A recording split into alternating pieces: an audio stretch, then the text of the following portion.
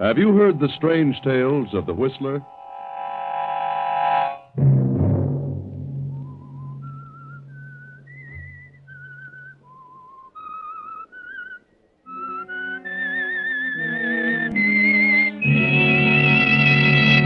I'm the Whistler. I no longer see fearful things in the night. All that has changed. Night and the shadows are friendly. Now it is the daylight that frightens me. Another Sunday night, and again CBS presents The Whistler.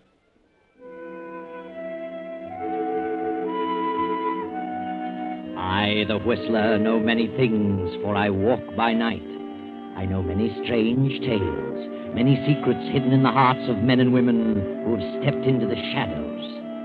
And so I tell you tonight the unusual story of Legacy of Death. It was 10 years ago that Henry Mitchell, formerly a biologist, married Martha Holliston, the widow of a wealthy cotton grower. Martha continued to direct the business of the plantation with the aid of Henry as overseer. She had one child, a daughter, by her deceased husband, a girl named Doreen. Now the mother lies on her deathbed. She's been ill for almost a year and grown steadily weaker. It won't be long now, Henry. And there's something I must tell you. Something you must promise to do for me. Yes, Martha, I'll do anything. It's about my daughter. Doreen is 21 now. She's a woman, and she'll be thinking of marriage soon. I know, Martha. I've watched her every move, raised her carefully. I've been stern in my opinions regarding her. And perhaps, at times, I've seemed too strict. Yes, Martha, but a mother knows best. Doreen has always been an odd child. You've mentioned that yourself many times. And as she grew older, she became more strange each day. A peculiar, exotic mind. She must still be guarded and handled carefully until she reaches 30. What are you trying to say, Martha? Doreen is the last of her father's line. And from that line, she's inherited something horrible. What? You mean insanity? No, not insanity. Not insanity? Well... But a horrible tendency. It skipped her father. If it appears at all, it always occurs in the early 20s. If it doesn't appear by the time they reach 30, then they're safe. But what is it, Martha? What has she inherited? The tendency to murder. Good Lord. She must be handled delicately, gently, like a flower. Treated as a minor until she's 30. And if she suffers no emotional upset by then, she's safe. Love, deep love, paves the way for possible emotional upsets, jealousy, hatred, and fear. But it may skip her. You must promise me that you'll care for her as you would your own daughter. Yes, dear, I promise. According to her father's request, I've left the estate to Doreen, with you as trustee and manager, at a yearly salary. Yes, Martha, that's very good of you. Until she's 30, she must have your consent in every matter, particularly marriage. Yes. If she defies you regarding marriage, then you must tell her the truth, but only then. I understand, Martha. Oh, please don't say any more. Now that I've told you, I can rest so much easier. I'll send Doreen in now, dear. I'll be just outside. Henry, you're a darling.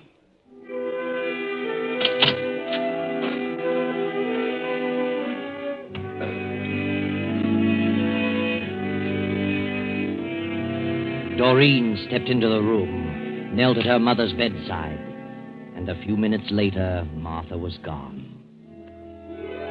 Now 6 months have passed, and Henry has hired another overseer, young Irving Wallace, a graduate of Agricultural University. Irving has fallen madly in love with the strange, unpredictable Doreen. Do you realize, Doreen, I almost turned down the offer to take this job. And something kept saying to me, take it. And I did, darling.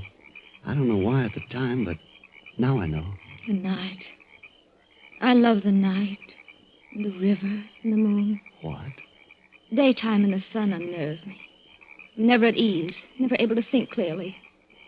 Till the sun goes down and I see the moon on the river. It is pretty. When I was a little girl, I was always frightened of the dark. I fancied all sorts of horrors waiting for me in every shadow. Yes. But now, in the last year or two, I've somehow lost my fear of the darkness. I no longer see things in the night. Night and the shadows are friendly. And it's the daylight that frightens me. Doreen, what are you trying to say? What? What sort of talk is this? What's happened to you, Doreen? You've changed. You've grown distant and detached. We come down here to the river now, and you just stare at the moon and talk in riddles. I don't understand it. No? I don't either. Well, I don't like it, darling. It's not natural. What do you mean by that? Well, I mean, I don't approve of such ideas coming from the woman I love. You don't? I want my wife to be normal. I don't want her to be afraid of the daylight and come to her senses only at night. What right have you to say what I shall like? And what do you mean by your wife? What? Doreen, I thought... Did I ever say I'd marry you? No, but what else would I think? Did I ever say I loved you? Well, you surely gave no indication that you didn't. What's wrong with you, Doreen? Doreen! What? Oh, please, darling, tell me what's wrong. What have I done? Nothing. Done nothing. Do you mean you don't want to marry me? I don't know. I'm afraid. Oh, darling, if you only knew how I worship you. I'm just afraid. Afraid of old What men. an awful thought. Please go. Please, leave me alone. I can't understand you, Doreen. Please go, Irving. All right. I'll go if you insist. But please don't stay here long. It's almost midnight. What? Nothing, darling. Nothing.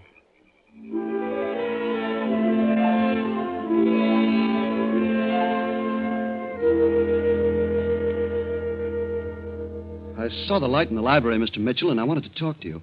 Have you noticed anything strange about your stepdaughter lately? Strange.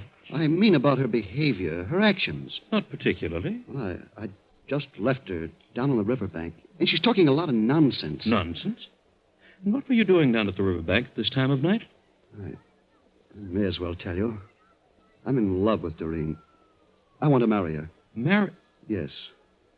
I knew nothing of this. Well, I suppose it's only natural. It's just the way it happens. But, well, really, Mr. Mitchell, I love her so much that I... Never mind. You needn't say any more. Good heavens. Is it such a shock? After all, she's a woman. What's wrong, Mr. Mitchell? Are you ill? No, I'm just... What did you say about Doreen acting strangely? Well, in the last few days, she's changed. She's acting in a weird sort of manner. Weird? Yes. She says the daylight frightens her, and she loves the dark and the moon. Tell me, is Doreen in love with you? Well, I certainly thought she was. She led me to believe so. Until tonight. And had you talked of marriage? Not until this evening. I thought the idea was mutual. Then all of a sudden, she turned cold. Well, that's why I came to you. Maybe she's ill or something. Yes. Yes, Irving, she is ill. What? Sit down, my boy. You really love her. Oh, more than I can tell. You have only her best interest at heart? I do. Thank heaven you told me this in time. I'm going to ask a sacrifice of you, Irving. You must stay away from Doreen. You must say no more to her about love or marriage. Why not? I love her. Then you'll do as I say. Keep out of her way as much as possible. I know that seems hard, but for her own good, you must. What do you mean? What's wrong? See, I have to tell you the truth. Since this has happened, I must tell you. Doreen has inherited something that may lie dormant, but which under emotional stress may appear without warning. You're trying to frighten me? Oh, no. Doreen has inherited a tendency to... To what? To murder. Murder? Oh, I can't believe it. Yes. It's a strain in her father's family. It appears only in the 20s, but if it doesn't appear before 30, the person is safe from the malady. Oh, it just doesn't seem possible. I promised her dear mother I'd do my best to protect her from emotional disturbance of any kind until she reached 30. Now, do you understand? Yes, I understand you, but... Well, I'm not cold. You say she's acting strangely. That may be an indication, and you must do your part to help by staying away from her. Very well. I will. If it's for her own good. It is, Irving, believe me.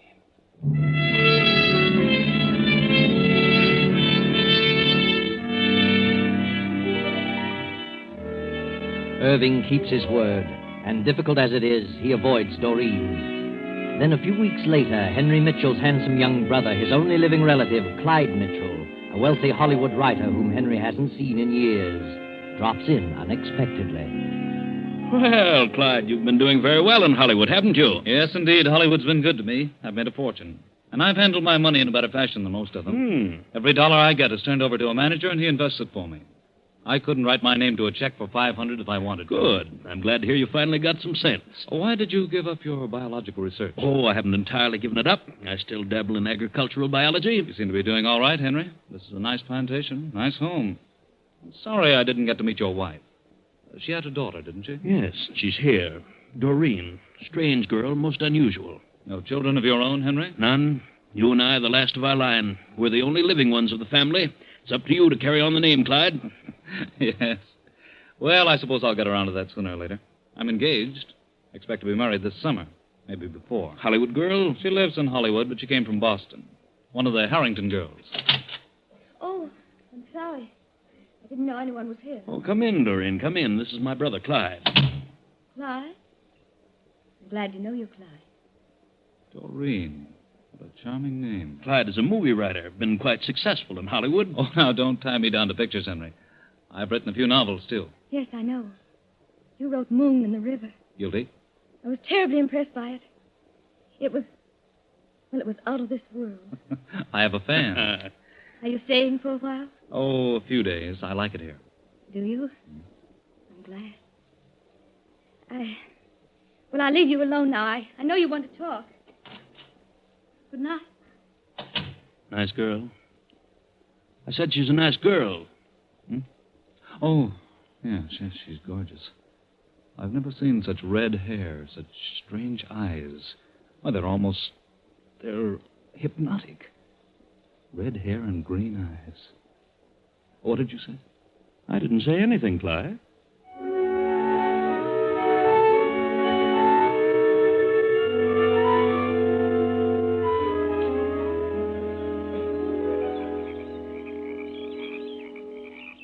Why have you brought me down here tonight, Doreen? The river, Clyde. The moon in the river. Look at it. The stream of silver and gold flowing on and on. Down to the sea. To the melting pot. To eternity. Yes. It's very beautiful. That's your river. Moon and the river. You made me conscious of that, Clyde.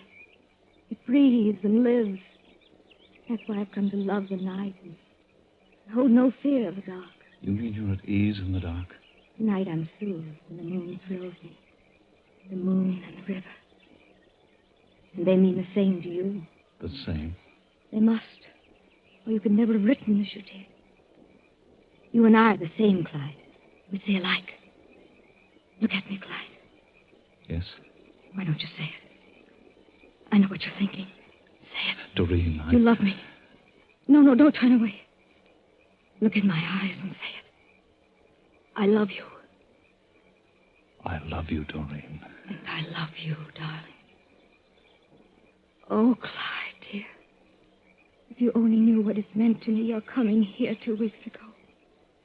You saved me, Clyde. Saved me. But you don't understand, Doreen. It's all wrong. Everything is wrong. Look at me, Clyde. Look. Everything is right. Just as it was intended. Isn't it? But you must listen. Hold me close, Clyde. Listening. Doreen, darling, Yes, dearest. What are you trying to tell? I don't know. I can't remember. Oh, I can't Clyde. think. Nothing else matters.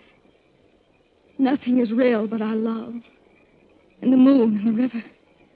And you won't leave me, Clyde, ever. I won't let you. Doreen, please. This can't go on. It isn't right. I've got to get away. You won't leave. You can't leave me because you love me. Yes, help me. I must be mad. But I do love you. But I just can't seem to... Don't say a word, dear. Just us. And the moon. And the river.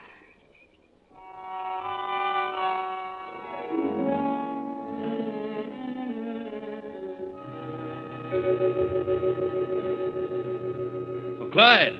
Yes, Henry? Come into the library. I've just been talking with Irving. Said you were walking down by the riverbank a while ago. Yes, I was. That is, What's wrong with you, Clyde? What's happened? I don't know, Henry.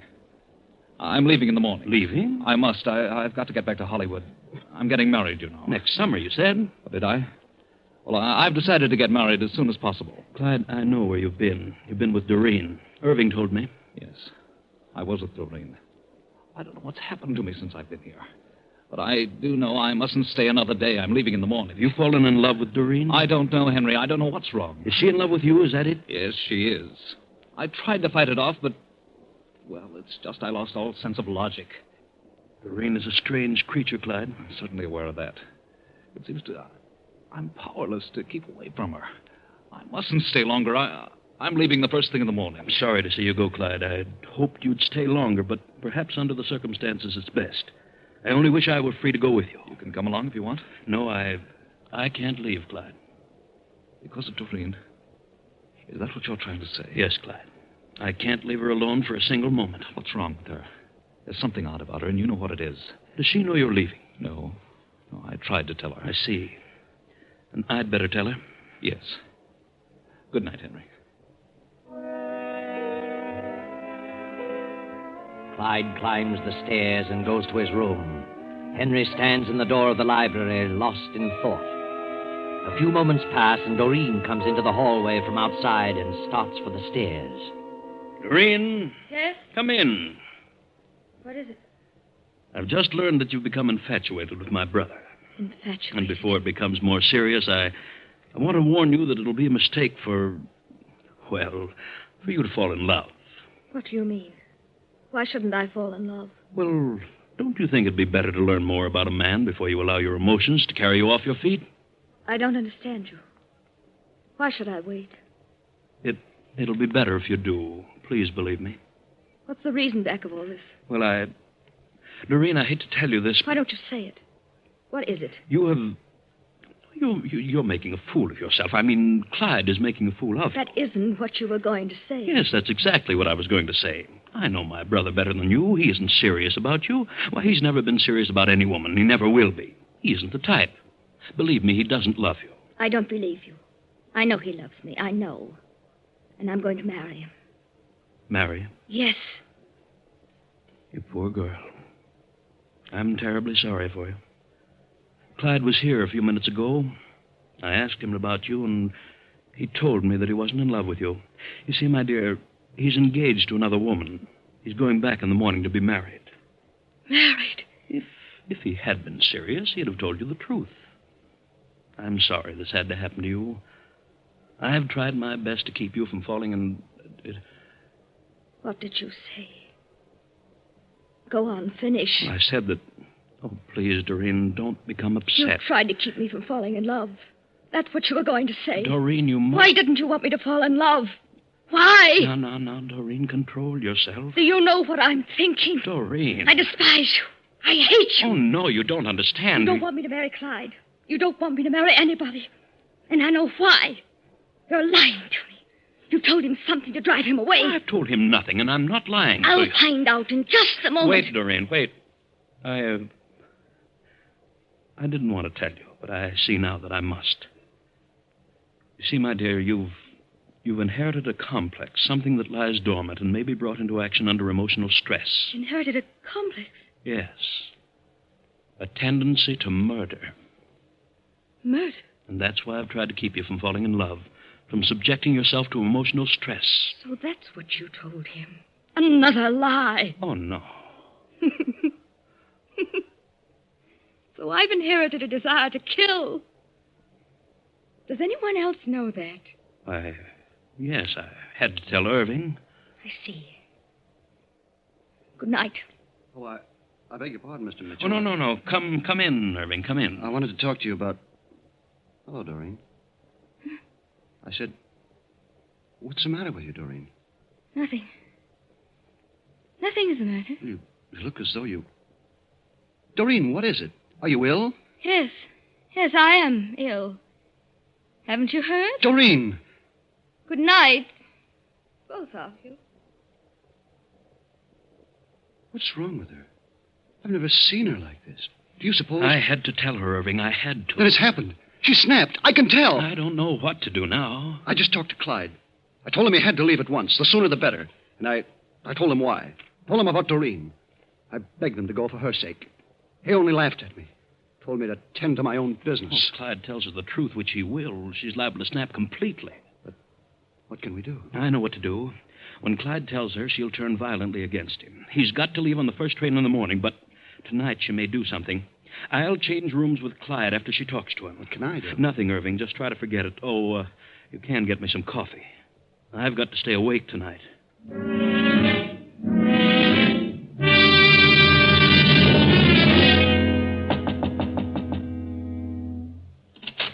Doreen. What is it? I want to ask you something, Clyde. What?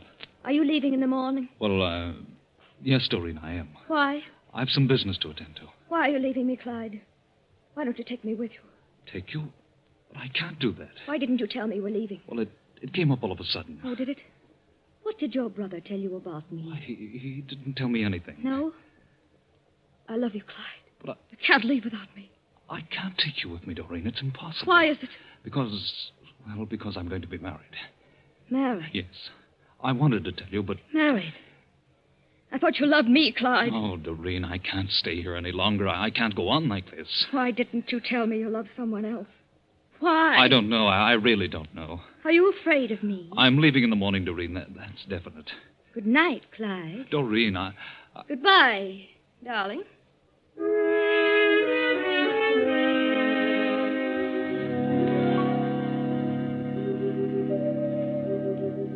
Now, the next morning. Breakfast is set early since the first train leaves at 8:30. At 7, Doreen, her face pale, deep shadows under her green eyes, comes slowly down the stairs to the sunroom. Good morning, Doreen. Morning? Sit down, Doreen. Did you rest well? No. I didn't sleep so well either. Guess the storm disturbed me. Was there a storm? Yes, an electrical storm. Didn't you hear it? I don't remember. What time does the train leave? 8:30. Clyde will be down in a few minutes. Mr. Mitchell. Yes? Mr. Bolton like to see you. Oh. Tell him to come in. Morning, Mr. Mitchell. Morning, Bolton. This is Mr. Davis, my assistant. This is Dr. Upton. How do you do? How do you do? Gentlemen, this is my daughter, Doreen, and this is my superintendent, Irving Wallace. Yes, I know. How are you, Irving? What are you doing here? May we see the body, Mr. Mitchell? Yes, Sheriff. Sheriff! Body? Well, what's happened? Clyde has been murdered. Clyde! Murdered? Why, murdered? Yes, during the night. Clyde! Come along, gentlemen. Upstairs. The sheriff and his deputy make the routine inspection of the room and the body. And after the coroner completes his examination, they return to the breakfast room. I'm afraid I'm to blame for this unfortunate circumstance. My wife begged me to keep her from emotional upset. I did my best, but I'm afraid it wasn't enough. I never dreamed she was falling in love with Clyde. When I learned about it, it was too late. I made a mistake by telling her. It only upset her the more. Say she inherited this tendency to kill from her father? Yes. Her mother made me promise to guard her carefully until she was 30. You see, it only appears in the early 20s, if at all. It lies dormant and may be brought to the fore by emotional stress. I see. Too bad. Did you leave your room last night, miss? What? No. That is, I don't remember. You were in love with him, and you didn't know about the other woman? I loved him. I didn't know about the other woman till last night. I didn't kill Clyde. You have no recollection of leaving your room? No, Will you come to town with us, miss? Why? Oh, we just want to talk to Wait. you. Wait, I can't stand this any longer. Doreen, why, she didn't kill Clyde. I know. I killed him. You? But Here we go again, Doc. You're trying to protect her, Irving, because you love her. I do love her. Sure you do. Where's the gun? Gun? There's no gun. Clyde wasn't shot. No? No. I killed him with a sickle. A sickle from my tool shed. Now, do you believe me? Has he seen the body, Mr. Mitchell? No, I didn't say how he was killed, but Irving... I you killed him. I knew about Doreen, and I wanted to save her because I was jealous of Clyde. Well, he was killed with a sickle, all right. Yes, my sickle from the tool shed. Now, do you believe me? Do you know what you're saying, Irving? I think he's shooting in the dark. No, and I can prove it. If Doreen had entered that room and stabbed anyone, she would have killed Henry. Not Clyde, but Henry. Why? Because Henry was afraid of what might happen during the night. So he changed rooms with Clyde. And I was the only one who knew that. Doreen would have killed Henry. Is that true, Mr. Mitchell? Why, yes, we did change rooms, but... And she didn't know that. Well, I don't know how she could have known it, but she must have discovered the switch. You know, I think Irving knows too many details to be lying. I think he's telling the truth. I am. I killed him. He didn't. Irving didn't kill him. He is trying to protect me.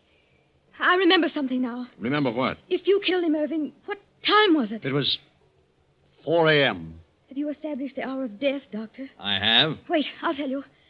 It was at midnight. 12 o'clock. What time was he killed, Doc? About 12 o'clock last night. Couldn't possibly have been 4. How did you know that? At midnight, I went to Clyde's room to talk to him. I was awakened by a horrible dream. It frightened me, so I went to his room. Clyde wasn't there. No one was there. So if Henry was occupying that room, then he was not there at midnight. Henry must have been in Clyde's room. What? Henry must have killed Clyde. What? Why would I kill my own brother? For the same reason you killed my mother. Oh, nonsense. I've been suspicious of you ever since Mother died. What? I know you've looted my estate. Now, look. That's why you didn't want me to marry. And you were your brother's only heir. He was wealthy and his money could save you. You knew I was suspicious of you. Why, this is So ridiculous. you killed Clyde for his money and tried to blame it on me because you knew I'd be suspected. That's why you told Irving about my hereditary tendency. Why, she's crazy, gentlemen, completely insane. Examine my mother's body. Check the account. She's mad. Mr. Mitchell, do you believe she inherited this tendency to murder? Why, certainly. Her mother warned me of all this. You're a biologist, aren't you, Mitchell? Oh, yes, I was. Still are, Dr. Henry Mitchell. Well, I still dabble in biology, only as it concerns agriculture. Mm-hmm. I recently read an article you wrote a few years ago in which you proved the one thing that was not hereditary was a criminal instinct. That such tendencies were the results of environment. You proved that. Well... And you knew from the beginning that the mother was merely a victim of a false belief. But you used that belief to suit your own purpose. It all adds up against you, Mitchell. We'll just follow through with the girl's advice about your wife's body. I wouldn't be at all surprised by the results of the autopsy. Let's go, Doc. And they did follow through on Doreen's advice. And they did find her estate rifle, and they found traces of poison in the mother's body. So Henry confessed. If it hadn't been for Doreen's psychic powers, he'd have gotten away with everything. Oh, yes, Doreen was definitely psychic. Because she said she went to the room at midnight and no one was there. But she did not go to the room. But she did wake up with a start at midnight. She knew something terrible was happening, but didn't know what it was till this morning. She put things together and knew the truth. And Irving knew about the sickle because he missed it from its rack, and he was merely guessing. But it all worked out to a successful conclusion, and Doreen need have no further worry about her so-called inherited criminal tendency, because there is no such thing. I know.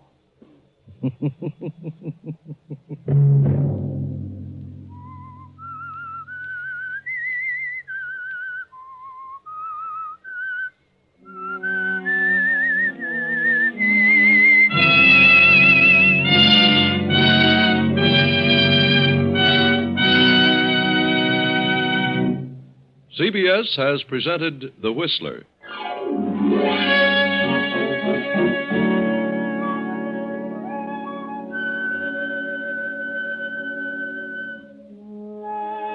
Original music for this production was composed and conducted by Wilbur Hatch. The Whistler is written and directed by J. Donald Wilson and originates from Columbia Square in Hollywood.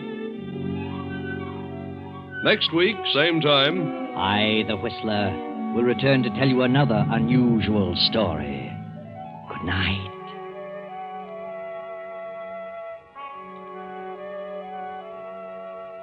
this is the Columbia Broadcasting System.